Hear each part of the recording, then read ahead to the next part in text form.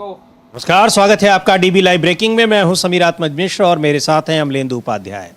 संसद में टकराव अभी भी बना हुआ है, संसद में गतिरोध बना हुआ है। वहां पर विपक्ष गृह मंत्री अमित शाह के बयान की मांग कर रहा है कि जंतर मंतर पर प्रदर्शनकारी छात्रों के ऊपर लाठी डंडे चलाने, पैलेट गन से हमले करने का आदेश किसने दिया, इस बारे में गृह मंत्री बयान दे। उधर बीजेपी अब एक नया शिगुफा लेकर आई है कि गृह मंत्री तो बयान देना चाह रहे हैं, कोई सुनने को तैयार नहीं है। अब सवाल यह है कि आखिर आप सुनाने के लिए क्या पहले भीड़ इकट्ठी करेंगे तब बयान देंगे, या फिर आप उसको टालने की कोशिश कर रहे हैं। गृह मंत्री के बयान को कौन सुन रहा है, कौन नहीं सुन रहा है, ये तो संसदीय व्यवस्था है, ये तय करने का काम स्पीकर का है। वहां बीजेपी के सांसद इसको लेकर नारेबाजी कर रहे हैं संसद के मकर द्वार पर। वहीं जहां पिछले कई दिनों से, लगभग 2 हफ्ते से विपक्ष के सांसद ये मांग करते हुए प्रदर्शन कर रहे हैं कि संसद में आकर गृह मंत्री अमित शाह बयान दें कि आखिर उस हमले के लिए, जंतर मंतर पर प्रदर्शनकारी छात्रों पर हमले के लिए जिम्मेदार कौन है, किसके आदेश पर वहां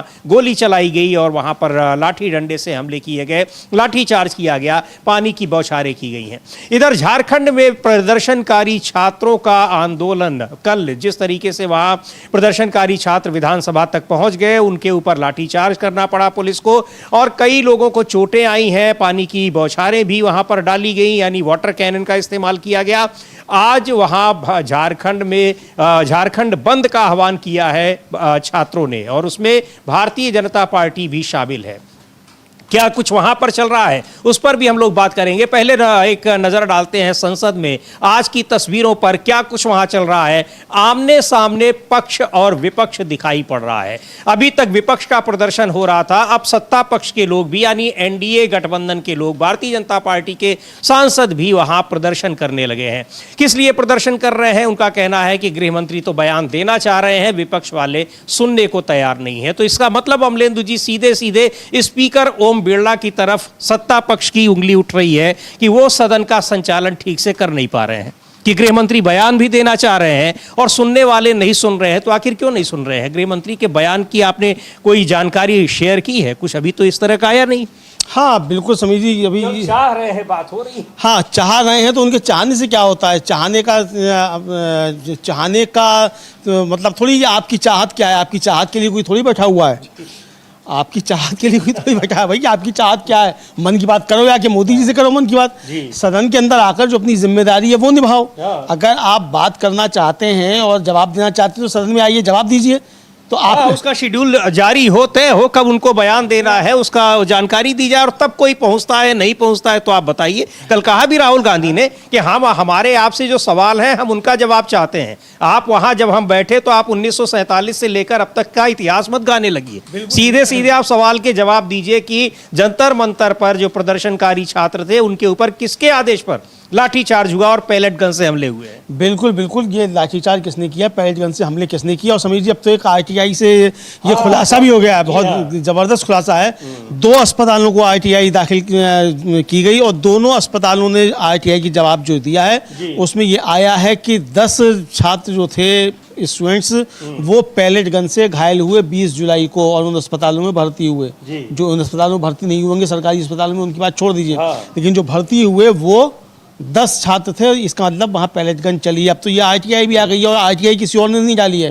आरटीआई जो टीएमसी के पूर्व राज्यसभा सदस्य हैं साकेत गोखले, उन्होंने डाली है आरटीआई। और उस आरटीआई में ये आ गया है साफ तौर पर 2 अस्पतालों के दिल्ली के कि हाँ पैलेट गन चली थी और पैलेट गन से घायल हुए। बिल्कुल, ये जानकारी शेयर की है पवन खेड़ा ने अपने ट्वीट में भी, उस पर उसको भी हम देखेंगे। और पवन खेड़ा ने कहा क्या है कि किस तरीके से पैलेट गन से जो हमले किए गए थे उनमें कितने छात्र घायल हुए हैं। 10 छात्र तो वही हैं जिन्होंने दिल्ली में ही अस्पतालों में इलाज कराया है, जिनकी सूची है। कुछ प्राइवेट हॉस्पिटल भी गए होंगे, कुछ वहां से चले गए होंगे अपने घरों को जहां आए हुए थे, या फिर कहीं उनका और इलाज हुआ होगा। लेकिन आरटीआई के जरिए ये सूची मिली है। ये लिख रहे हैं पवन खेड़ा कि हम समझते हैं जेपी नड्डा अमित शाह का बचाव करने की जी की बेताबी साफ झलकती है, लेकिन हमारे बच्चों के प्रत्यक्ष अनुभवों को नकारना, ये दावा करना कि उन्हें गोली नहीं लगी, जबकि उनमें से कई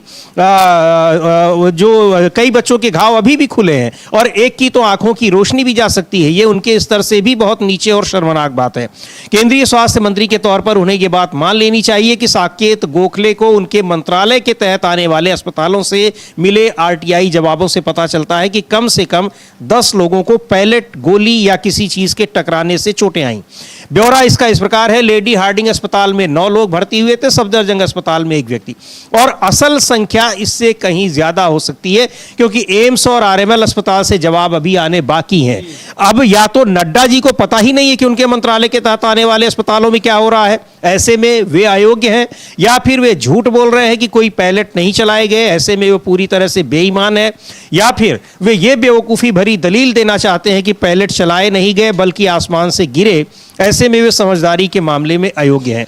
ये इस्तीफों का दौर है और ये सब उनके मौजूदा पद पर बने रहने की काबिलियत पर एक वाजिब सवाल खड़ा करता है। इसलिए मुश्किल में फंसे अपने साथी को बचाने के लिए आगे आने के बजाय नड्डा जी के लिए बेहतर होगा कि वे अपनी साख बचाएं और चुप रहें। ये बहुत गंभीर बात है अमलेंदु जी कि केवल 2 अस्पतालों की सूची जिसमें 10 लोग हैं और एम्स और जो दूसरे अस्पताल हैं वहां से अभी हाँ कोई जानकारी आई नहीं है। सबसे बड़ा तो आरएमएल से भी जानकारी नहीं आई है, जबकि वो नज़दीक है, सबसे नज़दीक वही, सबसे ज़्यादा वहीं से आएंगे, और एम्स से नहीं आई है। एम्स से भी लोग कुछ गए होंगे तो वहाँ से भी अभी जानकारी नहीं आई है। तो ये पैलेट गन चले, अब ये तो स्पष्ट हो गया समझिए, तो अब तो अमित शाह का आना और ज़्यादा मुश्किल हो गया सदन के अंदर। लेकिन ये जो पवन खेड़ा का ट्वीट है, इसमें इसका मतलब समझिए कि अब एक और इस्तीफा और लाइन में लग गया। अमित शाह के बाद अब जेपी नड्डा का भी इस्तीफा मांगा जाएगा, क्योंकि वो कह रहे हैं कि ये इस्तीफों का दौर है। अब एक और हो गया, या तो अक्षम हैं या फिर अयोग्य हैं, या फिर जो है एक तरह से कहा जाए मतलब शब्द इसका इस्तेमाल नहीं करना चाहिए, कतई वो हैं जो ऊपर से टपक पड़े पैलेट गन, ये बताना चाहते हैं। हाँ, तो ये शब्द तो जो पवन खेड़ा इस्तेमाल कर रहे हैं वो भी ये इतनी आसानी से इस्तेमाल नहीं करते हैं, कह रहे हैं कि बेईमान है वो तो। अच्छा, ये आप देखिए कि गृह मंत्री को पता ही नहीं चल रहा है, या नहीं मालूम है, या झूठ बोल रहे हैं, या बताना नहीं चाह रहे हैं कि किसने गोली चलाने का आदेश दिया है। इनको नहीं पता है कि किसी को गोली भी लगी है, तो आखिर इन मंत्रियों को पता क्या है? इन मंत्रियों को केवल ये पता है हिंदू मुसलमान, पाकिस्तान गाय, शमशान कब्रिस्तान, इन सबको बस यही पता है, इसके अलावा कुछ नहीं पता है। बिल्कुल। और आज अभी हम लोग संसद का रुख करते हैं, वहां देखते हैं क्या प्रदर्शन हो रहा है। बड़ी हैरानी की बात है अमलेंदु जी कि वहां कहा जा रहा है कि जो झारखंड में छात्रों पर लाठीचार्ज कल हुआ है उसके लिए राहुल गांधी आकर बयान दें। अब राहुल गांधी किस कैपेसिटी से बयान दें ये समझ में नहीं आ रहा है कि वो देश के गृह मंत्री हैं, झारखंड के गृह मंत्री हैं, झारखंड के मुख्यमंत्री हैं, या झारखंड में जो सरकार, जिस पार्टी की सरकार है उसके वो राष्ट्रीय अध्यक्ष है। आखिर किस भूमिका में आकर वो जवाब दे? और ये मांगने वाले, हमें लगता है कि जो लोग ये स्ट्रेटजी तैयार करते हैं आजकल जानबूझकर ये ऐसी स्ट्रेटजी बना रहे हैं कि ये बीजेपी के सांसदों का मखौल उड़े, हंसी उड़ाई जा सके और ये लोगों की निगाह में बेवकूफ बने। बिल्कुल बिल्कुल बिल्कुल समझिए, ये एक तरह से कहा जाए कि अपनी खिल्ली जो मतलब खुद उड़वाना चाहते हैं, ऐसा भी हो सकता है। अब ये जिस तरीके के तर्क और कुतर्क दिए जा रहे हैं समझिए, इससे एक चीज़ तो साफ समझ में आती है कि किस तरीके से भारतीय जनता पार्टी अब बचाव भी नहीं कर पा रही है जी। ना अमित शाह का बचाव हो पा रहा है और जेपी नड्डा का भी बचाव नहीं हो पाएगा। किरण रिजिजू खुद फंसे हैं कि वो सबसे ज़्यादा ऊधम यही मचाते हैं, संसद को नहीं चलने देते, ये भी चल रहा है। लेकिन समीर जी, आज दोनों पक्षों के बीच यानी सत्ता पक्ष और विपक्ष दोनों के सांसदों के बीच धक्का मुक्की भी हुई, क्योंकि दोनों पक्ष जो थे प्रदर्शन कर रहे थे और उस प्रदर्शन के दौरान दोनों के बीच धक्का मुक्की और काफी तनाव वाली स्थिति हो गई। वो विजुअल हम देखते हैं कि सिक्योरिटी को किस तरीके से बीच में पड़कर जो है वहां पर, चूंकि दोनों ही आप सत्ता पक्ष और विपक्ष दोनों प्रदर्शन कर रहे हैं। विपक्ष का प्रदर्शन तो कई हफ्ते से चल रहा है और सत्ता पक्ष आज अचानक प्रदर्शन के लिए आ गया कि राहुल गांधी जवाब दे। देखते हैं इसको किस तरीके से वहां एक टकराव की स्थिति दोनों के बीच में दिखाई पड़ी है।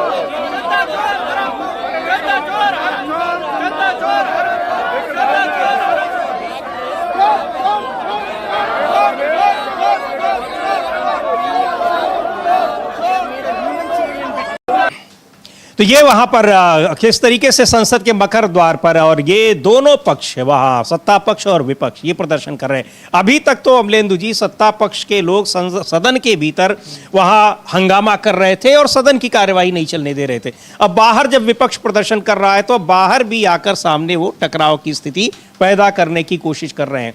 लेकिन अब ये देखा जाए कि वहां इनकी मांग क्या है। एक सांसद बता रहे हैं कि वो चाह क्या रहे हैं और राहुल गांधी से वो बयान देने की मांग कर रहे हैं झारखंड में जो कुछ हुआ है। पहले उनको सुन लेते हैं, उसके बाद बात करते हैं कि आखिर ये राहुल गांधी से ये जवाब मांग क्यों रहे हैं। बिल्कुल समीर जी, आखिर राहुल गांधी से क्यों मांगा जा रहा है जवाब। राहुल गांधी क्या झारखंड के मुख्यमंत्री हैं? झारखंड के गवर्नर हैं, झारखंड के गृह मंत्री हैं जो जवाब दें। राहुल गांधी तो खुद ही कह रहे हैं कि भाई यहाँ वहाँ छात्रों के ऊपर लाठीचार्ज नहीं होना चाहिए था, गलत है। दिखाएंगे वो ट्वीट भी किया, कल प्रेस कॉन्फ्रेंस में भी किया वो भी। लेकिन यहाँ अमित शाह जी क्यों नहीं आ रहे हैं? जो सवाल पूछ रहे हैं कि साहब राहुल गांधी क्यों नहीं जा रहे झारखंड, तो ये क्यों नहीं पूछते कि अमित शाह क्यों नहीं जा रहे झारखंड?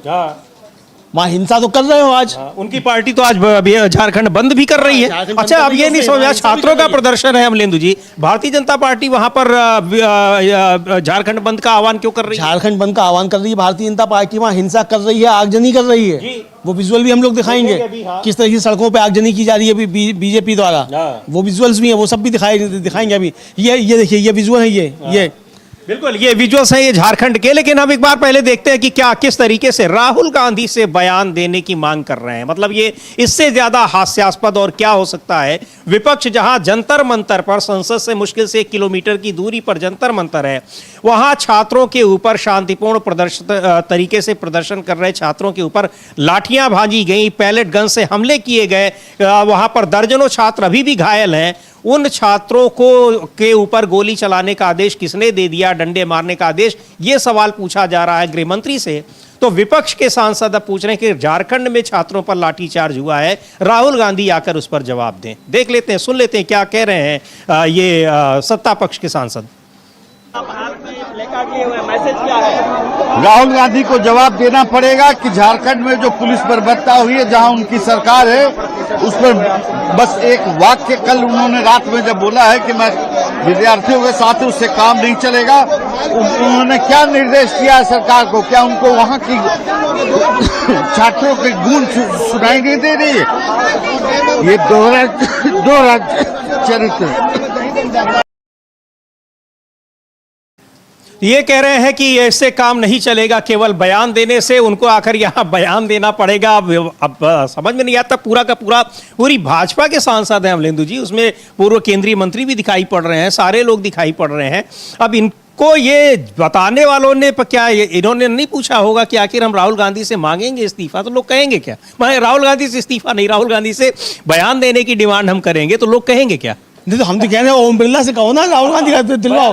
राहुल गांधी देंगे बयान, दिलवाओ, बुलाओ उनको, अभी राहुल गांधी देंगे बयान। मगर ये समीर जी, जो हर मंगल को होता है एनडीए का मंगल मिलन, वो मंगल मिलन आज भी हुआ। मोदी जी भी वहां थे, वहीं ये योजना बनी मंगल मिलन में कि चलो संसद में चल के हंगामा किया जाए, संसद नहीं चलने दिया जाए, अंदर भी हो। अंदर तो रोज हम लोग कर ले रहे हैं, लेकिन बाहर तो बाहर भी करने लगे, तो बाहर भी हंगामा हुआ। अब ये मंगल मिलन में मोदी जी लहरा रहे तिरंगा, और तिरंगा लहराते बैठ गए, बाकी सब खड़े हुए हैं। ये तस्वीर देखते हैं और यही ऐसा बताया जा रहा है कि आज के प्रदर्शन की पूरी जो भूमिका है वहीं पर बनी हुई है। इस मंगल मिलन कार्यक्रम, ये तीसरा मंगल मिलन होगा शायद, हालांकि तीसरा ही होगा। तो ये मन की बात की तरह अब एक ये भी शुरू हुआ है मंगल मिलन कार्यक्रम। चूंकि विपक्ष के तमाम जो विपक्षी पार्टियां हैं उनके बहुत सारे सांसदों को तोड़कर एनडीए के साथ लाने का ये प्रयास है बेसिकली, और इसका कोई मकसद नहीं है। तो ये मंगल मिलन, इस बार देखते हैं जरा इसको फुल स्क्रीन पर किस तरीके से वहां क्या कुछ किया जा रहा है। और यही ये रणनीति तय की गई है। ये बताया जा रहा है कि संसद के बाहर यानी संसद परिसर में वहां नारेबाजी करनी है, जहां पर विपक्षी सांसद गृह मंत्री के बयान देने की मांग कर रहे हैं।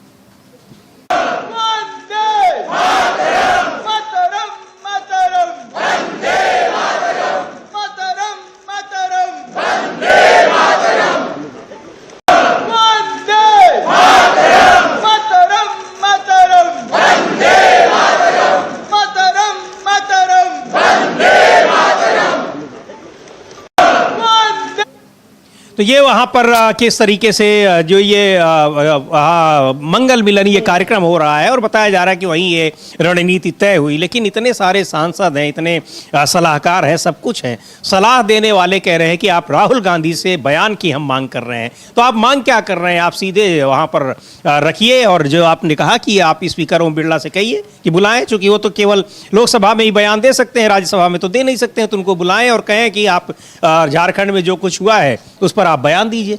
तो ये समझ में आ जाएगा कि भाई बयान का क्यों देंगे, क्या देंगे और किस कैपेसिटी से देंगे। अब सुन लेना बयान, भागना मत।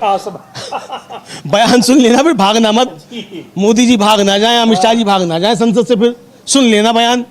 यही तो कह रहे हैं किरण रिजिजू की भाग मत जाना, अमित शाह बयान देंगे। तो यही कांग्रेस कह दे कि फिर भाग मत जाना, राहुल गांधी बयान देंगे। कहो ओम बिरला से राहुल गांधी को बयान देने दे, राहुल गांधी बयान देंगे, फिर भाग मत जाना। तो ये राजीव जी आज वो समीर जी आज वो पहुंची प्रियंका गांधी, तो उस समय भी ये नौटंकी चल रही थी एनडीए के सांसदों की। तो प्रियंका गांधी आगे बढ़ गई और जाके आगे बढ़ के उनका, अरे भाई राहुल गांधी तो झारखंड के छात्रों से मिले हैं, वहां तो छात्रों से मिले हैं जाकर। इसका अब जो है कोई जवाब इनके पास, किसी के पास बना नहीं। एक बार देखते हैं वो विजुअल भी देखते हैं, जब वहां प्रदर्शन कर रहे जो सत्ता पक्ष के सांसद हैं, वहां जब प्रियंका गांधी पहुंचती हैं तो क्या होता है और क्या उनको नसीहत दे रही हैं। लेकिन ये अब जिस तरीके से एक आमने सामने टकराव पैदा करने की ये स्थिति बनाई जा रही है, ये बहुत ही एक कह लीजिए कि गंभीर मसला है कि आखिर क्या कुछ हो रहा है। और खुद सत्ता पक्ष के लोग ये कह रहे हैं कि राहुल गांधी ने ट्वीट किया है लेकिन उससे काम नहीं चलेगा। तो भाई यहाँ जंतर मंतर तो प्रधानमंत्री से लेके गृह मंत्री तक का किसी का एक ट्वीट भी नहीं आया। 35 दिन तक तो आपको मालूम नहीं पड़ा कुछ चल भी रहा, हो भी रहा है। राहुल गांधी तो उससे पहले भी बात कर रहे हैं। राहुल गांधी तो उससे पहले भी कहा कि झारखंड की सरकार को बात करना चाहिए छात्रों से। मल्लिकार्जुन खड़गे ने प्रेस कॉन्फ्रेंस में साफ तौर पर कहा, हम छात्रों के साथ खड़े हैं, चाहे हमारी सरकार हो, चाहे हमारे अलायंस पार्टनर की हो, चाहे विपक्ष की सरकार हो, हम छात्रों के साथ खड़े हैं। उन्होंने तो स्पष्ट कह दिया, मोदी जी कहें ना, अमित शाह जी कहें, हम छात्रों के साथ खड़े हैं। आपको कहने में क्या दिक्कत आ रही है कि हम छात्रों के साथ खड़े हैं? और अगर आप छात्रों के साथ खड़े हैं तो फिर 20 जुलाई को आपने पैलेट गन क्यों चलवाई, कील लगी लाठियां क्यों चलवाई, छात्रों के सिर पर डंडे क्यों लगवाए? इसका जवाब अमित शाह जी को देना, जो वो दे नहीं पा रहे हैं सदन से। यही पूछा जा रहा है। राहुल गांधी ने फिर एक ट्वीट किया है, लेकिन पहले देखते हैं संसद भवन में, संसद परिसर में जब ये प्रदर्शन हो रहा है, सत्ता पक्ष के लोग, प्रियंका गांधी पहुंचती हैं तो क्या कुछ होता है। आपको लगता है क्या राहुल जी डर रहे हैं? शर्म करो, राहुल गांधी शर्म करो, शर्म करो, शर्म करो। झारखंड क्यों नहीं गए? राहुल गांधी शर्म करो, माफी मांगो। तो प्रियंका गांधी भी यही पूछ रही हैं कि राहुल गांधी क्या बयान देंगे। राहुल गांधी तो छात्रों के साथ हैं, जंतर मंतर पर भी और वहां भी। और राहुल गांधी ने कहा भी है कि शांतिपूर्ण प्रदर्शन कर रहे छात्रों पर अगर लाठी चार्ज या कोई भी पुलिस कार्रवाई होती है तो हम उसका विरोध करेंगे, चाहे वहां किसी भी पार्टी की सरकार हो। इतना स्पष्ट तरीके से उन्होंने कहा है।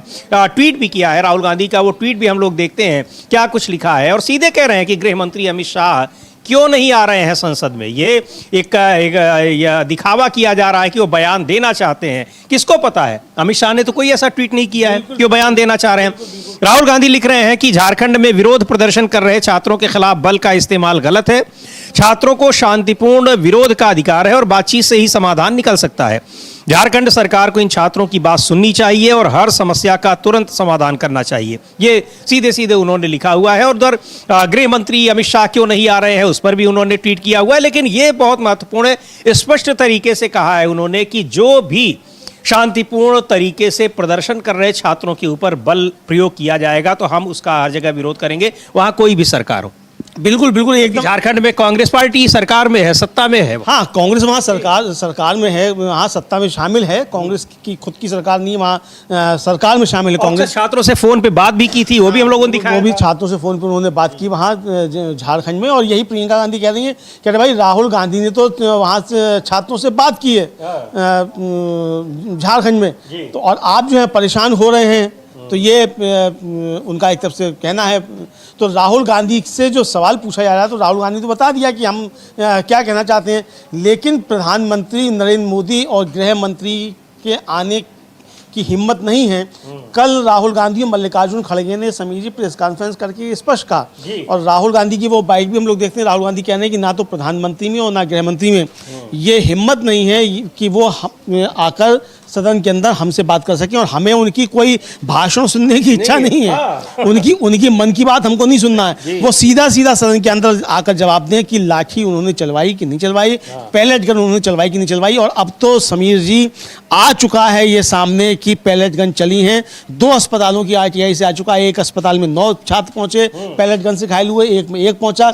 2 अस्पतालों से आरटीआई के अभी जवाब आना बाकी है। उनके जब आएंगे तो संख्या और बढ़ भी सकती है, और निजी अस्पतालों का तो पता नहीं कितने पहुंचे और होंगे। 2-3 छात्रों को तो राहुल गांधी अपने प्रेस कॉन्फ्रेंस में ले आए। एक लड़की थी जो झारखंड की, और एक वो जो पूरा शरीर से छलनी था, जो हरियाणा का था लड़का, वो आया था जिसका पेपर लीक हो गया था, सिपाही भर्ती का था शायद, उसका पेपर लीक हुआ था, वो आया था। तो ये तो सामने ला चुके हैं। नड्डा साहब कह रहे हैं पैलेट गन नहीं चली।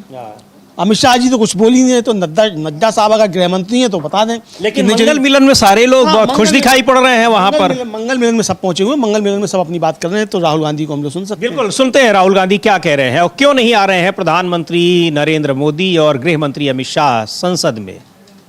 The other thing I'd like to point out is the character of the Prime Minister and the Home Minister. For 15 days, neither of them has had the courage, and I'm saying courage and stressing courage, neither of them has had the courage to come to the House. Neither of them has had the guts to own up to what they have done. So that is for our students to see and understand that neither the Home Minister of this country nor the Prime Minister of this country think that what was done to you in Delhi, the brutality that was carried out in Delhi, is worth commenting on. This is what the real issue is. तो कह रहे हैं कि जिस बर्बरता पूर्ण तरीके से छात्रों पर हमला किया गया है, क्या जवाब देंगे, कोई जवाब नहीं है, इसीलिए मुंह नहीं दिखा रहे हैं न तो प्रधानमंत्री और न ही गृह मंत्री सदन में आकर। बाहर तो उनकी एक्टिविटी दोनों की दिखाई पड़ रही है, रील भी बन रही है और तमाम कार्यक्रमों में शामिल भी हो रहे हैं, लेकिन यहाँ विपक्ष का कहना है कि गृह मंत्री को तो आना ही पड़ेगा बयान देने के लिए, और इसके लिए वहाँ पर चूंकि ये बहुत गंभीर मसला है। संजय राउत को सुनेंगे, संजय राउत क्या कह रहे हैं। पूरा विपक्ष एकजुट है और कल राहुल गांधी ने भी कहा था, कल ही कहा था शायद, कि आना ही पड़ेगा और बिना आए संसद फिर नहीं चलने वाली है। यही बात आज संजय राउत भी कह रहे हैं। बिल्कुल ये बात संजय राउत भी कह रहे हैं, अखिलेश यादव भी कह रहे हैं, रामगोपाल यादव भी कह रहे हैं, डिम्पल यादव भी यही कह रही हैं, प्रियंका गांधी भी यही कह रही है, राहुल गांधी भी यही कह रहे हैं। सब यही कह रहे हैं कि अमित शाह को तो आना ही पड़ेगा। किरण रिजिजू बताना पड़ेगा क्या हुआ। किरण रिजिजू साहब कह रहे हैं कि भाग मत जाना, और फिर कह रहे हैं राहुल गांधी बयान दे, तो राहुल गांधी बयान देंगे तब तुम मत भाग जाना, फिर चिल्लाने मत लगना, फिर खड़े होकर सब चिल्लाने लगते हो। तो ये है समीर जी, लेकिन आज प्रदर्शन हुआ है। सुन लेते हैं संजय राउत क्या कह रहे हैं। हो गया लास्ट मंथ की प्रोटेस्ट को लेकर आज हाउस एड्रेस करेंगे। बीजेपी बोल रही है कि डिस्टर्ब ना करे अपोजिशन हाउस को, क्यों? किस तरीके से देख रहे हो? डिस्टर्ब क्यों ना करे? अमित शाह आने वाले हैं, अफवाह है ये लोग अफवाहें फैलाते हैं। अमित शाह अगर आने का मन बनाया है तो क्या मेहरबानी कर रहे हैं क्या देश पर, लोकतंत्र पर, संसद पर? आपको आना ही पड़ेगा, जनता की ताकत है। जिस तरह से आपने जंतर मंतर पर बच्चों पर गोलियां चलाई, पहले दिन टीयर गैस छोड़ा है, बहुत कुछ किया है, अत्याचार, आपको जवाब देना पड़ेगा। आपको तो इस्तीफा देना चाहिए। अगर कोई दूसरा मंत्री होता कांग्रेस का तो इस्तीफा ले लिया होता है लोगों ने। शिवराज पाटिल साहब ने सिर्फ एक बार कपड़े बदले के वहां बम फुट के जाकर आपने इस्तीफा ले लिया उनका, और आपने बच्चों पर इतना अत्याचार किया है, मारा है बच्चों को, टीयर गैस छोड़ा है, तो आप क्यों बैठे हो? आप कौन है? आप भगवान है क्या? कौन है? आपको भी एक बच्चा है। जो है वो भी वायलेंट हो गया, वहां पर भी देखिए अभी पूरे देश में ये होगा, यहाँ वायलेंट हो गया। जनता खास करके युवा जिस तरह से विद्रोह पर उतर आई है, तो ये सरकार को जाना पड़ेगा। जो भी जहां भी किसी भी राज्य में सरकार जनता के खिलाफ काम करेगी, युवाओं के खिलाफ काम करेगी, वहाँ की युवा सड़क पर आएंगे और अब उनको रोकना नामुमकिन है और मुश्किल भी है। सर, जंतर मंतर पे जो कुछ भी हुआ, गृह मंत्री का इस्तीफा आप मांग रहे हैं। झारखंड में आंदोलनरत छात्रों को भी बल प्रयोग किया गया, वहाँ पे किसका इस्तीफा मांग लिया? देखिए, झारखंड में अगर ये हुआ है तो जिम्मेदारी वहाँ के मुख्यमंत्री की है।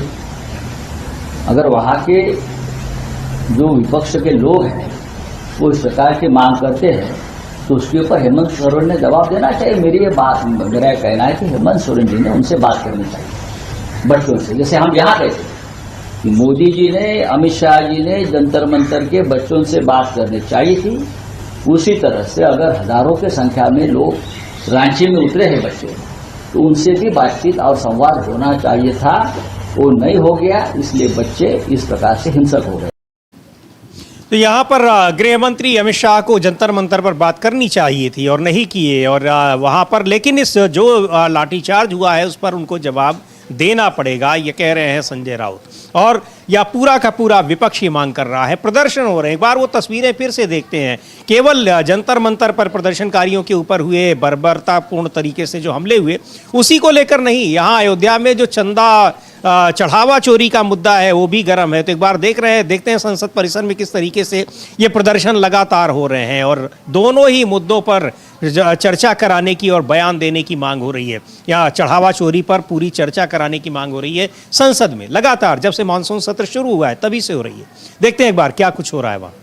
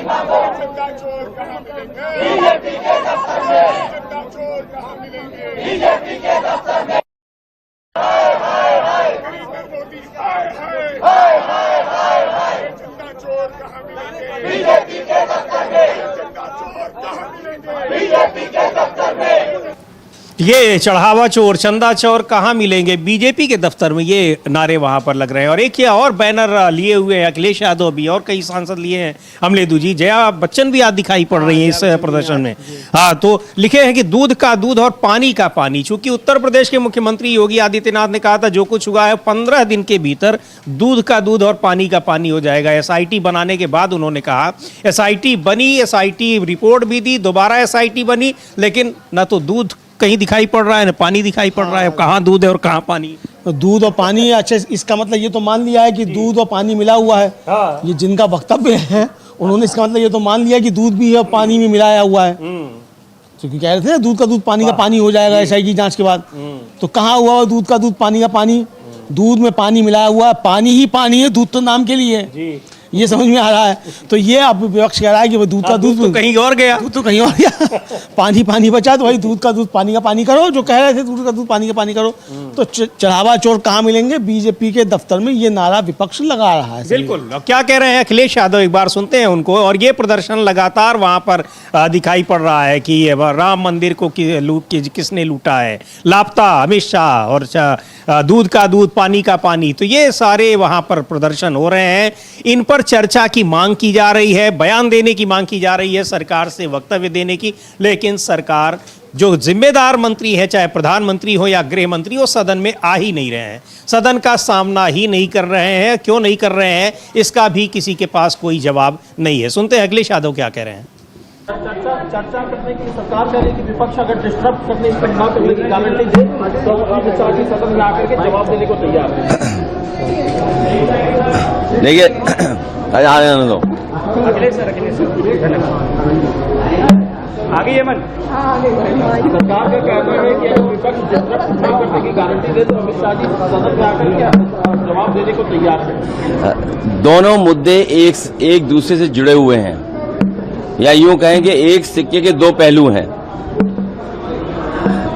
जो इनके संगी साथी अंडरग्राउंड अनरजिस्टर्ड लोग और भारतीय जनता पार्टी शिक्षा, परीक्षा और राम मंदिर दोनों एक दूसरे से जुड़े मुद्दे हैं। दोनों का सूत्र एक जगह है, दोनों एक जगह से ही संचालित होते हैं। तो इसलिए दोनों मुद्दों पर बहस होनी चाहिए और समय गुजारना, ये बात जो आज कही जा रही है, एक हफ्ते पहले भी कही जा सकती थी। एक हफ्ते पहले क्यों नहीं की गई? क्योंकि वो चर्चा ही नहीं करना चाहते। चर्चा के साथ साथ प्रभु राम जी का भी नाम नहीं लेना चाहते हैं। जब चंदे की बात आएगी तो सदन में हम सब प्रभु श्री राम जी का नाम लेंगे, उसका भी नाम नहीं लेना चाहते हैं भारतीय जनता पार्टी के लोग। और जो लोग लाठी मारे हैं छात्र नौजवानों को, याद रहे भगवान की लाठी में आवाज नहीं होती है। और फिर इनके लिए धर्म, धन ही धर्म है सबसे बड़ी चीज। आकाश आनंद झारखंड के मसले पे मैंने पिछली बार भी कहा, आपसे फिर कहता हूँ कि बातचीत ही रास्ता है और लगातार बातचीत करते रहना चाहिए। और मुख्यमंत्री जी और सरकार ने बातचीत के लिए छात्रों से बात करने का कहा भी है।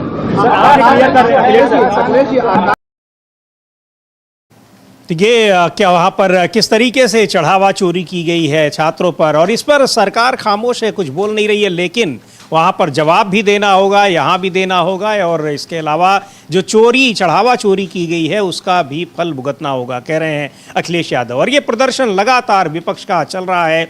चंदा चोर, गद्दी छोड़, और दूध का दूध पानी का पानी, और लापता अमित शाह। और यहाँ जो संसदीय कार्य मंत्री है, कह रहे हैं कि बयान तो दे देंगे, लेकिन आप लोगों को चुपचाप सुनना पड़ेगा, वहाँ बोलना नहीं पड़ेगा कुछ। यानी वो जो कुछ भी आए अपना पूरा इतिहास भूगोल सब कुछ बताए हैं, और ये ना बताएं कि आखिर कौन है जिम्मेदार वहां पर पैलेट गन से हमले के लिए, लाठीचार्ज के लिए। इधर खबर आ रही है कि किरेन रिजिजू शायद प्रधानमंत्री नरेंद्र मोदी से मिल रहे हैं। ये मीडिया में खबरें चल रही हैं, एजेंसियों में सूत्रों के हवाले से। अब मिल भी रहे हैं तो क्या कर रहे हैं? कई बार तो गृहमंत्री से भी मिल चुके, लेकिन तैयार नहीं कर पाए कि आप आइए और बोल दीजिए। बड़ा डिस्टर्बेंस हो रहा है। बिल्कुल समीर जी, बहुत डिस्टर्बेंस हो रहा है, और आइए बोल दीजिए नहीं हो पाए। बिरला साहब ने आज जो है 3 मिनट का अपना प्रवचन दिया, उसके बाद फिर से 2 बजे तक इसके वो भी देखेंगे हम लोग कि मैं आग्रह कर रहा हूँ। गृह मंत्री बयान देने को तैयार हैं, भाषण देने को तैयार है। भाषण कौन सुनना चाहता है? सीधे बताओ कि रैलियों में वैसे दे रहे हैं, और वे जब देते हैं तो मीडिया लाइव भी पूरा करता है, भाषण पूरा करता है, खाली कुर्सियां नहीं दिखाता है, केवल मंच दिखाता रहता है। तो वो भी चलता रहता है। लेकिन प्रवचन जो है बिरला जी का भी सुन लिया जाए तो अच्छा रहेगा कि सदन के अंदर क्या हुआ, लोकसभा में क्या हुआ। हालांकि रोज वही बोलते हैं, और उसके बाद वो बिल्कुल स्क्रिप्टेड होता है कि सदन की कार्यवाही शुरू होती है, विपक्ष कहता है कि गृह मंत्री को बुलाइए, सत्ता पक्ष हंगामा करता है, स्पीकर ओम बिरला ज्ञान देते हैं, और फिर सदन की कार्यवाही स्थगित होती है। आज भी ऐसे ही हुआ, देख लेते हैं क्या हुआ। और रोज बिल्कुल उसी स्क्रिप्ट के हिसाब से काम हो रहा है। लेकिन आज एक अलग चीज ये दिख रही है कि जो सत्ता पक्ष अभी सदन नहीं चलने दे रहा था, अब सदन के बाहर भी, परिसर में भी भी अब वो आ गया है मुकाबला करने के लिए। हाँ बिल्कुल, बिल्कुल ये नई चीज अब देखने को मिल रही है कि अब अभी तक तो सदन नहीं चलने देते थे, सदन में हल्ला करते थे किरण रिजिजू खड़े होकर। अब पूरे के पूरे एनडीए को लेकर तमाम मंत्री हैं, वो हाथों में प्ले कार्ड लिए हुए हैं, राहुल गांधी है। ये समीजी 70 साल में पहली बार हो रहा है कि मंत्री जो है वो सदन के अंदर प्रदर्शन कर रहे हैं कि नेता विपक्ष जो है वो सदन के अंदर आए और बयान दे, और मंत्री सदन के अंदर आ नहीं रहा। मंत्री सदन के अंदर नहीं आ रहा, बाहर मंत्री जो कह रहे हैं नेता विपक्ष सदन के अंदर आए, और स्पीकर जो है वो बोलने नहीं दे रहा नेता विपक्ष को, और मंत्री जी बाहर आके कह रहे हैं नेता विपक्ष सदन के अंदर आए। ये भी 70 सालों में पहली बार है। तो आज देखते हैं जब प्रश्नकाल शुरू हुआ तो फिर कार्यवाही कैसे स्थगित की गई। आपको लगेगा बिल्कुल वही सेम स्क्रिप्ट जैसे पिछले 2-3 हफ्ते से हम लोग लगातार देख रहे हैं, वही आज भी हुआ है। लेकिन देखना जरूरी है क्योंकि सदन की एक दिन की कार्यवाही में यहाँ लाखों करोड़ों रुपए बर्बाद होते हैं टैक्स पेयर्स के पैसों के। तो देखते हैं क्या कुछ कहा स्पीकर ओम बिरला ने। माननीय सदस्यगण, मैंने व्यक्तिगत रूप से कई बार आग्रह किया कि प्रश्नकाल सबसे महत्वपूर्ण समय होता है। प्रश्नकाल के अंदर सरकार की जवाबदेही तय होती है, कार्यपालिका में पारदर्शिता भी आती है। और कई माननीय सदस्य मुझे व्यक्तिगत रूप से मिले और उन्होंने आग्रह किया, मैंने पहले भी व्यवस्था दे रखी है, चाहे सत्ता पक्ष हो चाहे प्रतिपक्ष हो, प्रश्नकाल के अंदर केवल प्रश्नकाल ही होगा, और इसीलिए प्रश्नकाल चलने में सहयोग करें। कई बार इस विषय पे मैंने व्यक्तिगत रूप से सदन के अंदर आग्रह किया, और देश की जनता भी चाहती है सदन चले। कल बीएससी की मीटिंग के अंदर भी सभी दलों से मैंने आग्रह किया था सदन चले, सदन में चर्चा हो, प्रश्नकाल हो, और महत्वपूर्ण विधेयकों पर चर्चा होना चाहिए। ये विधेयक देश और राष्ट्र के साथ बहुत बड़े परिवर्तन लाने के विधेयक होते हैं, इस पे अच्छी चर्चा संवाद होना चाहिए। लेकिन कल बीएससी की मीटिंग में भी आग्रह किया, आज फिर आग्रह कर रहा हूं कि जिस विषय पर आप छात्रों के विषय पर मांग कर रहे थे, सरकार संसदीय कार्य मंत्री ने कल बीएससी की बैठक में स्पष्ट रूप से कहा कि गृह मंत्री इस बात पर जवाब देने को तैयार हैं, सदन सरकार चलाए, सरकार और प्रतिपक्ष दोनों मिलकर सहमति बनाओ, सदन चलना चाहिए। आपकी जो प्रमुख बातें थी, प्रमुख मुद्दा था छात्रों की मांग, और गृह मंत्री जवाब दे या चर्चा में भाग ले, सरकार ने इसमें सहमति दर्ज कराई है। अब आप चलाएं, और मुद्दों पर भी चर्चा होगी, लेकिन एक एक मुद्दों पर सदन तो चले ना। आप सहयोग करो, ये संसदीय मर्यादाओं के अनुरूप नहीं है। सदन के अंदर तख्तियां बैनर लेकर आना, दुनिया का सबसे बड़ा लोकतंत्र भारत है, मेरा आग्रह पूर्वक रहता है कि तख्तियां लेना बंद करें, चर्चा और संवाद करें, बातचीत करें। आप सहयोग करें, मेरा आपसे आग्रह है, सदन चलाने में सहयोग करें।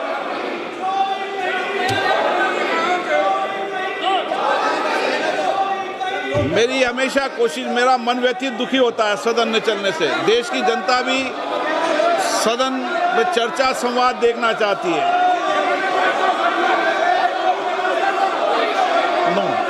आप सहयोग करें, आप सदन नहीं चलाना चाहते, सदन बाधित करना चाहते हैं। तो ये उसके बाद सदन की कार्यवाही स्थगित हो गई और काफी हुआ। लेकिन आज बिरला जी विपक्षी सांसदों पर उतने गर्म नहीं दिखाई पड़ रहे थे, थोड़ा सा टोन डाउन। और आज प्रवचन भी लंबा हुआ है थोड़ा। पहले तो 1 मिनट 31 सेकंड, 1 मिनट 32 सेकंड का करके फिर हो जाता था। आज 3 मिनट के करीब आज प्रवचन हुआ है, और सब बताया गया है कि दुनिया का सबसे बड़ा लोकतंत्र है, सरकार की अकाउंटेबिलिटी तय होती है, कार्यपालिका की अकाउंटेबिलिटी तय होती है। अकाउंटेबिलिटी के लिए तो बुलाया जा रहा है कि कि बुलाओ गृह मंत्री को? उसी के लिए कह रहा है, तो बुलाया जा रहा है कि अकाउंटेबल है आप, संसद के प्रति आइए संसद के अंदर। यहाँ पर राहुल गांधी को बुलाया जा रहा है कि अकाउंटेबिलिटी उनकी है। मंत्री जी प्ले कार्ड लेकर के बाहर खड़े हुए हैं, राहुल गांधी सदन में आओ। अरे राहुल गांधी सदन में आओ, बिरला जी से कौन आप बोलने दें राहुल गांधी को? आप तो राहुल गांधी का बिना भाषण सुने हुए ही बिल पे चर्चा खत्म कर देते हैं। ये भी 70 सालों में पहली बार होता है कि नेता विपक्ष की बात सुने बिना और बिल पे चर्चा खत्म हो जाती है। तो ये भी 70 सालों में पहली बार है। तो राहुल गांधी सदन के अंदर है, जो सदन से गायब है उसे बुलाओ भाई। मोदी जी को बुलाओ, अमित शाह जी को बुलाओ, वो सदन के अंदर क्यों नहीं है?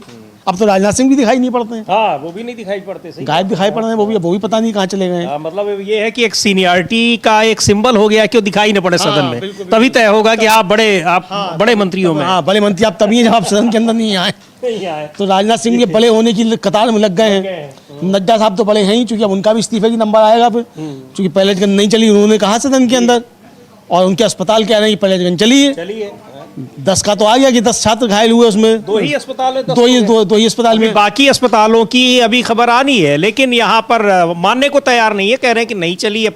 इस तरीके से झूठ बोल रहे हैं तो कैसे समझा जाए कि बाकी मामलों में क्या कुछ करते होंगे। बहरहाल यहाँ जो झारखंड में हुआ है उसको लेकर राहुल गांधी ने भी चिंता जताई है और कहा भी है कि किसी भी तरीके से शांतिपूर्ण प्रदर्शन कर रहे छात्रों पर अगर कोई भी बल प्रयोग होता है तो हम हर जगह उसकी निंदा करते हैं। इधर बीजेपी ने आज बंद का आह्वान किया है झारखंड में। सवाल ये उठ रहा है कि बीजेपी वहां पर उस छात्रों के आंदोलन में क्यों आ रही है? यहाँ तो कोई पार्टी नहीं थी, और ये किस तरीके से बीजेपी के लोग वहां बंद का आह्वान किए हैं और बंद करा रहे हैं। यहाँ किसी और जगह होता अमलेंदु जी तो अब 163 लग गई होती, शायद बीएनएस में वही है ना जो 144 होती थी। बीएनएस में 163 लग जाती है, हालांकि रांची में तो लगी हुई है बीएनएस से 163। लेकिन समीर जी, बाकी प्रदर्शनकारी जो है अधिकांश वहां से जा चुके हैं, ये खबर है। केवल विद्यार्थी परिषद जो भारतीय जनता पार्टी और आरएसएस का संगठन है वो बचा हुआ है। तो वो तो भाई अब पॉलिटिकल मामला है, आप विपक्ष में हैं तो आप वहां बैठे हुए हैं। कल ही कह दिया था जो सरकार ने कि हम लोगों ने मंत्री को सुना था कि 98% मांगे, यानी लगभग सभी मांगे उनकी मान ली। वार्ता करने जो गए थे वो भी कह रहे थे कि 98% मांग ली गई है। केवल एक मांग बची हुई है जिस पर कि टकराव है, चूंकि उसमें सुप्रीम कोर्ट का मामला है इसलिए उस पर टकराव है। सरकार फैसला उस पर नहीं ले सकती, सुप्रीम कोर्ट फैसला लेगा, ये है। तो उसमें जवाब। लेकिन आज जिस तरीके से वहां उत्पाद मचा रही है बीजेपी, जगह जगह आगजनी कर रही है, वो विजुअल्स भी हम लोग देखेंगे समीर जी। ये देखिए पुलिस की बैरिकेड जो किस तरीके से बीजेपी के कार्यकर्ता ही लगाए दे रहे हैं। जी हाँ, बंद कराने के लिए। एक बार इसको कैसे वहां पर बंद करा रहे हैं बीजेपी के कार्यकर्ता, बीजेपी के नेता झारखंड में।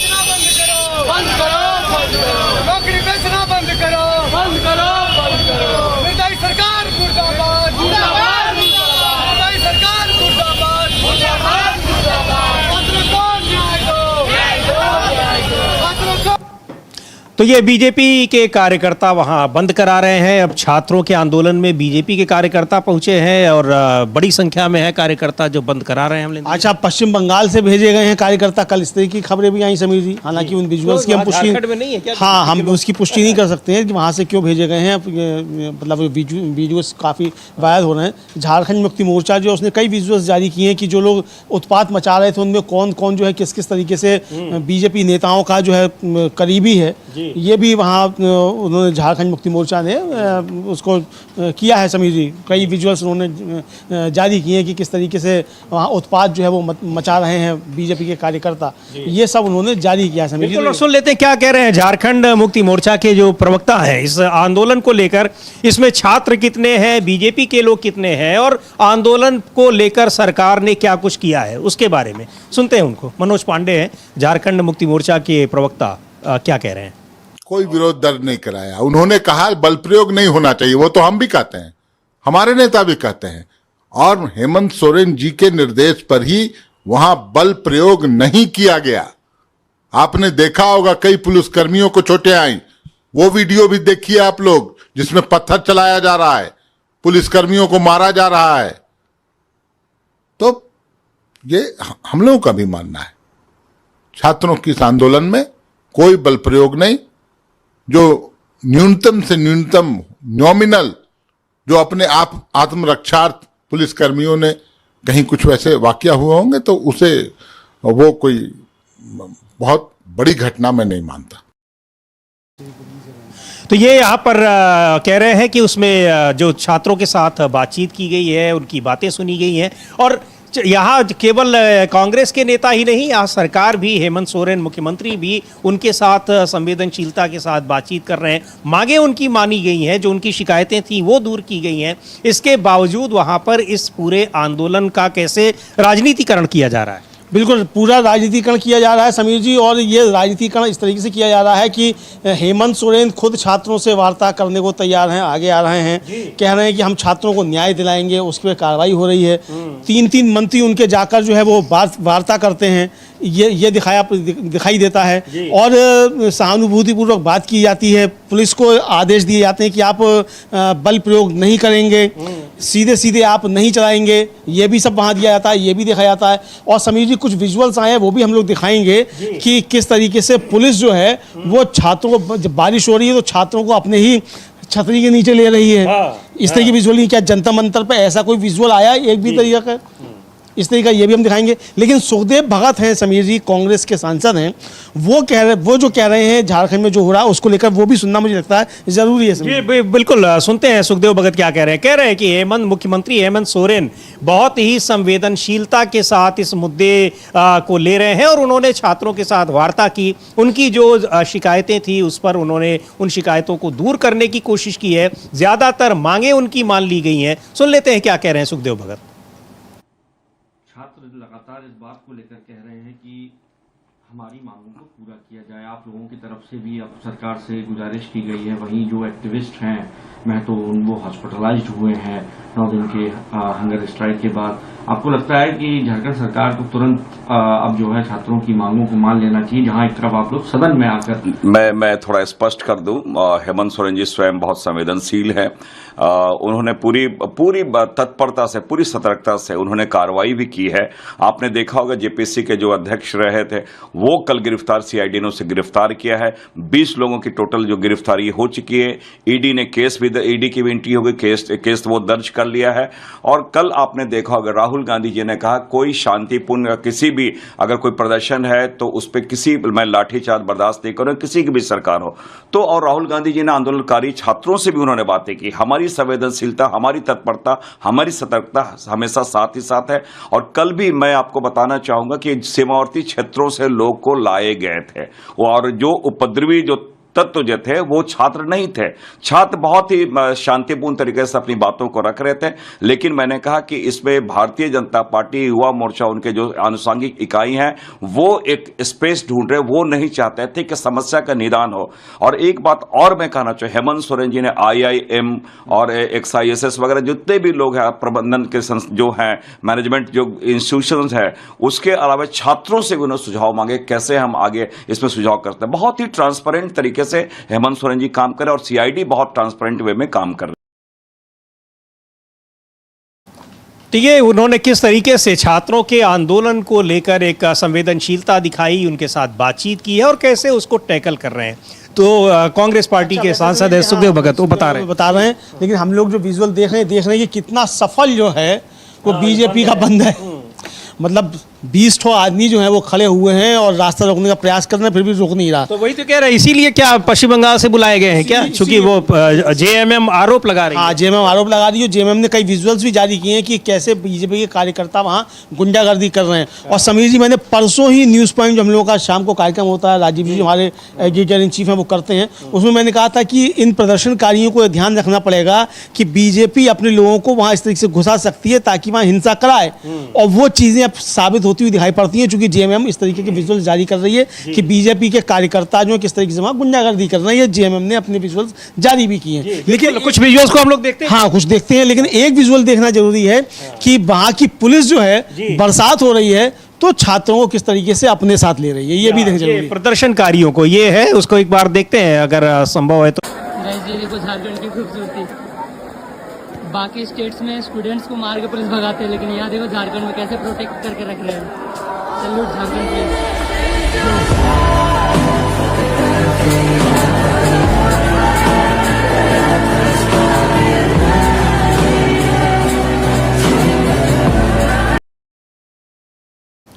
लेकिन झारखंड मुक्ति मोर्चा के आधिकारिक जो उनका ट्विटर हैंडल है, एक्स हैंडल, उससे उन्होंने कुछ तस्वीरें भेजी हैं और दिखाया है कि कैसे वहाँ पर इस प्रदर्शन में, छात्रों के प्रदर्शन में बीजेपी के लोग उपद्रव पैदा करने की कोशिश कर रहे हैं। उन विजुअल्स को भी अगर संभव देखेंगे। लेकिन झारखंड मुक्ति मोर्चा ने जो ट्वीट किया है और कुछ तस्वीरों के साथ वो ट्वीट है, उसको देखते हैं। और लिखा हुआ है उसमें क्या कुछ है वो हम लोग देख रहे हैं कि कैसे वहाँ पर इस प्रदर्शन को, और जब मांगे मान ली गई थी उसके बावजूद कल का जो विधानसभा मार्च रहा अमलेंदु जी, उसको तो सारी मांगे मानने के बाद वो उसको किया गया, सारी मांगे मानने के बाद किया गया। और परसों रात ही समीर जी हम लोग के साथ न्यूज़ पॉइंट में जो एक वार्ताकार थे, जो 8 लोग हैं, उनमें से एक वो हम लोग के हमारे चैनल पर मौजूद थे, और उन्होंने खुद कहा कि 98% जो है वो मांगे हमारी मान ली गई हैं और सरकार हमसे बाकी उस पर भी बात करने को तैयार है, केवल एक मामले पर अटका हुआ है। ये है वो तस्वीरें हैं और लिखा है इसमें कि छात्रों की आड़ लेकर भाजपा ने जो हिंसा फैलाई है और छात्रों के आंदोलन को बदनाम करने का काम किया है, उसका हिसाब होना चाहिए। ये तमाम विजुअल्स हैं, तस्वीरें हैं, और इनमें बीजेपी के लोग, बीजेपी के कार्यकर्ता, जेएमएम का दावा है कि ये लोग उसमें शामिल हैं। इनमें से कई ऐसे हैं जो छात्र नहीं है। बहुत सारे विजुअल्स आ रहे हैं जिनका पढ़ाई लिखाई से नहीं कोई मतलब है, और वो लोग इस प्रदर्शन में सबसे ज्यादा उपद्रव करने वालों में से दिखाई पड़ रहे हैं, बिल्कुल आगे दिखाई पड़ रहे हैं। बिल्कुल समीर जी, ये दिखाई पड़ रहा है। लेकिन समीर जी, यहाँ थोड़ी बात ये भी कर ली जाए कि यहाँ दिल्ली से जो कुछ यूट्यूबर गए हुए हैं, जो पहले गोदी मीडिया में सब होते थे, बता रहे हैं कि वही पत्रकार है, बाकी और कोई है ही नहीं, जनता मंत्र भी उन्होंने बड़ा कवर किया था, वो सब भी जाकर वहाँ वही एजेंडा और नैरेटिव चला रहे हैं जो बीजेपी चाहती है। वही जाकर सब उनकी सीधे चीज़ें गलत तरीके से उसको यहाँ पेश कर रहे हैं। तो इनको भी जो यूट्यूबर जो हैं, जो खुद को बड़ा बनते हैं पत्रकार हैं, और सब गोदी मीडिया से आए हुए हैं। जब तक वहाँ थे तब तक पाताल की सीढ़ियाँ ढूंढते थे, बगदादी को जो थे साल में 3 बार मारते थे, छोटा साजिद बड़ा साजिद को दिन में 3 बार मारते थे। अब वो जो है बता रहे हैं पत्रकारिता क्या है और कैसे स्टूडेंट प्रोटेस्ट होता है, अब वो ये बता रहे हैं, जाके वही कर रहे हैं। लेकिन समीर जी, चलिए ठीक है, उनका मसला है, वो क्या कर रहे हैं, क्या नहीं कर रहे हैं, लेकिन ये मसला बड़ा होता जा रहा है। राहुल गांधी साफ तौर पर कह रहे हैं, पूरा विपक्ष एकजुट होकर कह रहा है कि अमित शाह को सदन में आना होगा। जो विजुअल हम लोगों ने दिखा भी दिया कि झारखंड की पुलिस जो है वो किस तरीके से छात्रों को अपने हेलमेट के नीचे ले रही है, अपनी छतरियों के नीचे ले रही है, वो जो सामने होती है शील्ड होती है, उसके नीचे ले रही है। पानी बरस रहा है तो छात्र जो है, मतलब एक सिपाही भी उसके नीचे और पीछे से एक छात्र भी खड़ा हुआ। ये तमाम विजुअल हैं, ये देखिए आप किस तरीके से तो ये कर रही है। दिल्ली का ऐसा एक भी विजुअल जो है वो दिखा दें अमित शाह जी। यहाँ तो समीर जी वो उससे रोड़ी से भरा हुआ ट्रक, वो तो रखा हुआ था, फेंकना है, रखा गया कि फेंको, पत्थर फेंको।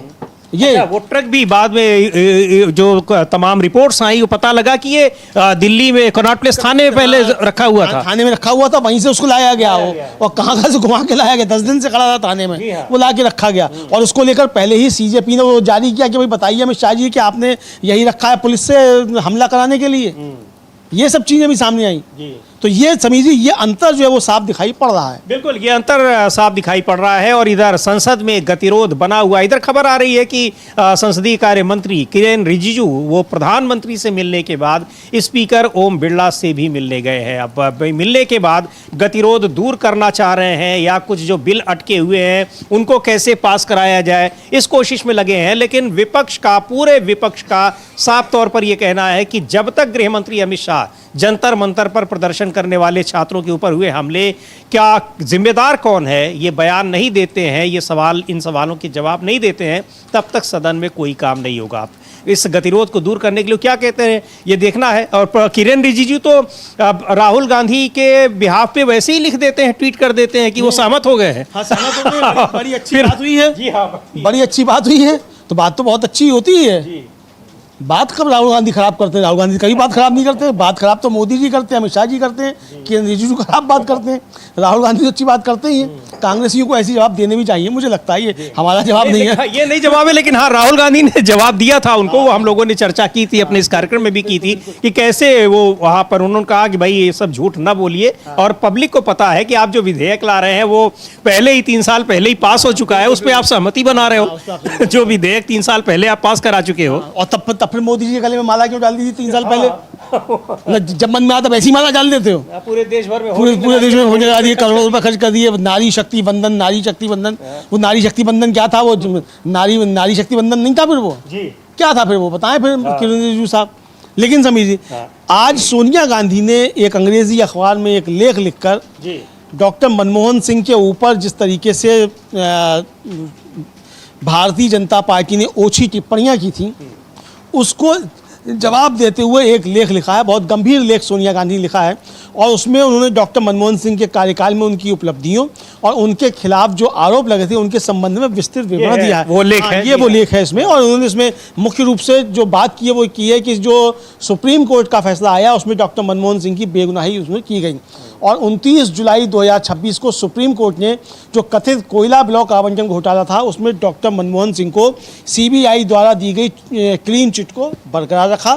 और ट्रायल कोर्ट को सुप्रीम कोर्ट ने फटकार लगाई कि उसने बिना किसी ठोस कारण के सीबीआई की क्लोजर रिपोर्ट को खारिज करने और पूर्व प्रधानमंत्री के खिलाफ प्रतिकूल टिप्पणियां करने के लिए निचली अदालत को फटकार लगाई। ये सुप्रीम कोर्ट ने लगाई, ये सोनिया गांधी इसमें जिक्र कर रही हैं। समीर जी, ये खबर भी पूरी तरीके से मीडिया से गायब रही कि डॉक्टर मनमोहन सिंह के खिलाफ जो कोयला आवंटन वाला मामला था उसको सुप्रीम कोर्ट ने खारिज कर दिया। और 2G मामला नहीं, ये कोयला आवंटन, कोल ब्लॉक का, इसको नाम से जिसको कोलगेट कहा गया था, इसको खारिज कर दिया। और निचली अदालत को फटकार लगाई कि उसने क्लोजर रिपोर्ट क्यों नहीं मांगी, मतलब क्यों नहीं मानी, और उनके खिलाफ प्रतिकूल टिप्पणियां कैसे की पूर्व प्रधानमंत्री का। ये सुप्रीम कोर्ट का है, किसी और का नहीं, ये उनका। और ये साजिश का एक अंत हुआ, ये उनका कहना है कि इस तरीके से बीजेपी जो करती आ रही थी साजिश, वो उसका अंत हुआ। दूसरा, उनकी आर्थिक उपलब्धियों की उन्होंने चर्चा की है, किस तरीके से चर्चाएं, वैश्विक संकट का कैसे आपको उस समय आर्थिक मंदी जब 2008 में मंदी आई, पूरी दुनिया में जो थे लेमन ब्रदर्स जैसा जो थे वो सब धराशायी हो रहे थे, और उसमें भारत की अर्थव्यवस्था प्रगति करती रही और आर्थिक मंदी से डॉक्टर मनमोहन सिंह निपटे। ये सब रोजगार को लेकर, गरीबी उन्मूलन को लेकर उन्होंने क्या क्या काम किए। इसी तरीके से सामाजिक सुधार और शिक्षा का अधिकार कानून, ओबीसी का आरक्षण जो है IIT और IIM में, वन अधिकार अधिनियम, पेशा एक्ट जो है उसको ले, फॉरेन राइट एक्ट को लेकर वो आए, मनरेगा लेकर आए, ये सारी जिक्र किया है। राष्ट्रीय सुरक्षा खाद्य अधिनियम 2013 वो डॉक्टर मनमोहन सिंह लेकर आए, ये सारा उन्होंने किया। और फिर उसके बाद जो राजनीतिक और लोकतांत्रिक मूल्य हैं उनके लिए डॉक्टर मनमोहन सिंह की सरकार ने क्या काम किया, उसमें जो पारदर्शिता और RTI को वो लेकर आए, अभिव्यक्ति और विरोध की स्वतंत्रता जो थी इसको उन्होंने उस पर काम किया। और ये मतलब कह रही है कि उनके समय में छात्रों को सरकार और प्रधानमंत्री के खिलाफ भी शांतिपूर्ण विरोध प्रदर्शन करने की पूरी आज़ादी थी, उन पर पैलेट गन या AK-47 जैसी हिंसक कार्रवाई नहीं की जाती थी। ये सोनिया गांधी अपने लेख में लिख रही हैं। और जो भारत अमेरिका परमाणु समझौता है उसकी भी उन्होंने उसका जिक्र किया है। और जो इस समय जो मोदी सरकार है उसकी तुलना उन्होंने मनमोहन सिंह की सरकार से करते हुए लिखा है कि वर्तमान मोदी सरकार ईडी और सीबीआई जैसी एजेंसियों का दुरुपयोग कर विपक्षी नेताओं पर दबाव बनाती है, उन्हें चुप कराती है या अपनी पार्टी में शामिल कर लेती है। और प्रधानमंत्री द्वारा 8 फरवरी 2017 को राज्यसभा में डॉक्टर मनमोहन सिंह पर की गई टिप्पणी की रेनकोट पहनकर नहाने की कला को भारतीय संसदीय इतिहास का सबसे निचला स्तर जो है ये उन्होंने बताया है। और पूरा जो उनका लेख है ये डॉक्टर मनमोहन सिंह की ईमानदारी पर लगाए गए सभी आरोप पूरी तरह से खोखले साबित हुए हैं, ये उनका कहना है।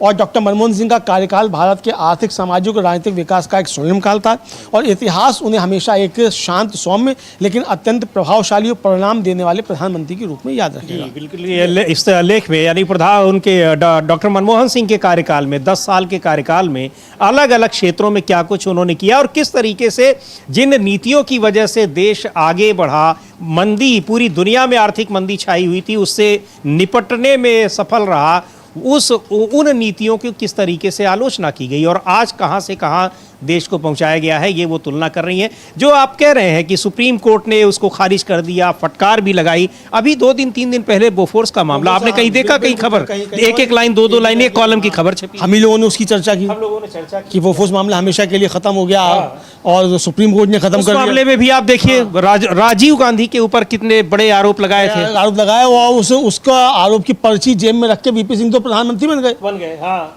मतलब समीर जी, एक तरह से कहा जाए कि इस देश को 2 लोगों ने बहुत अच्छे तरीके से ठगा है, उनमें एक वीपी सिंह और दूसरे नरेंद्र मोदी, इन 2 का नाम लिया जा सकता है। मतलब 20 साल की राजनीति में वीपी सिंह मुख्यमंत्री से लेकर और प्रधानमंत्री तक बन गए और बिना किसी सदन का सामना किए हुए नरेंद्र मोदी जो हैं वो मुख्यमंत्री बन गए और बिना सदन का सदस्य बने हुए प्रधानमंत्री बन गए। बाद में चुने गए लोकसभा के सदस्य प्रधानमंत्री पहले हो गए। तो ये सारी चीज़ें जो हैं, तो ये 2 लोगों को जो है समझा जा सकता है कि किस तरीके से देश की जनता को ठगा गया। बिल्कुल मोदी जी सही कहते हैं कि नेहरू जो है इसके लिए जिम्मेदार है, चूंकि लोकतंत्र तांत्रिक व्यवस्था जो नेहरू बना गए, इसलिए नेहरू इसके लिए जिम्मेदार है। ये सही, बिल्कुल ये व्यवस्था वही बना कर गए, लेकिन यहाँ अब उस व्यवस्था के तहत क्या कुछ हो रहा है उसको लेकर सवाल खड़े हुए हैं और उसी व्यवस्था के तहत ये विपक्ष पूछ रहा है कि आखिर दिल्ली में जंतर मंतर पर प्रदर्शन करने वालों पर गोली चलाने का, डंडे मारने का, पानी की बौछारें करने का आदेश किसने दिया, ये देश को बताया जाए और देश के गृह मंत्री बयान दें, क्योंकि दिल्ली पुलिस उन्हीं के अधिकार क्षेत्र में आती है। गतिरोध दूर करने की कोशिश हो रही है, खबरें आ रही हैं कि प्रधानमंत्री से, स्पीकर से, गृह मंत्री से मिल रहे हैं संसदीय कार्य मंत्री किरेन रिजिजू, लेकिन संसद की कार्यवाही सुबह जब शुरू हुई तो